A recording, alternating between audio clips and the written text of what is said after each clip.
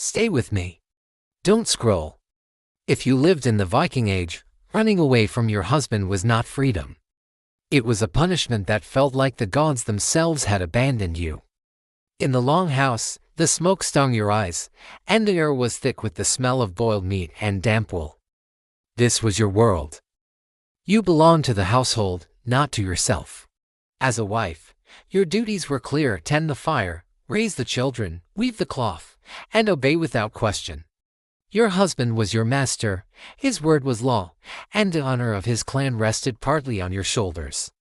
But the human spirit craves liberty, and some women, pushed to the edge by cruelty or a simple yearning for a life of their own, dared to dream of escape. They watched the ships leave the fjord, imagining a world beyond the horizon. And some tried to reach it.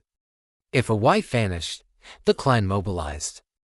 They would search the forests, comb the coastlines, and send riders across the cold, hard land. This frantic search wasn't born from love or concern. Not because they cared about her life, but because she was seen as property. A valuable asset. Her labor, her children, her very presence added to the family's wealth and status.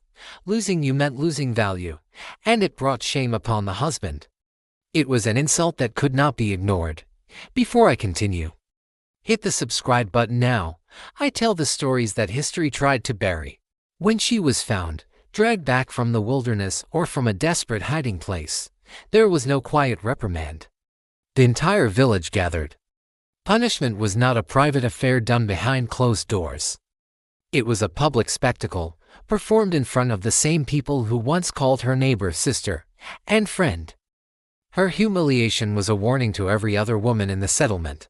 This is what happens when you defy the order of things. This is the cost of disobedience. The punishments were designed to break the spirit, not just the body.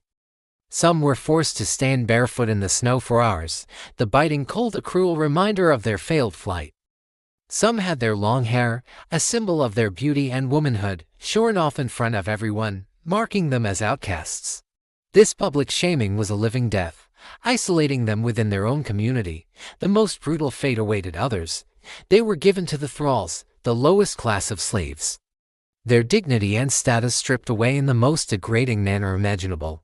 They were no longer a wife, no longer a respected member of the clan, but something less than human.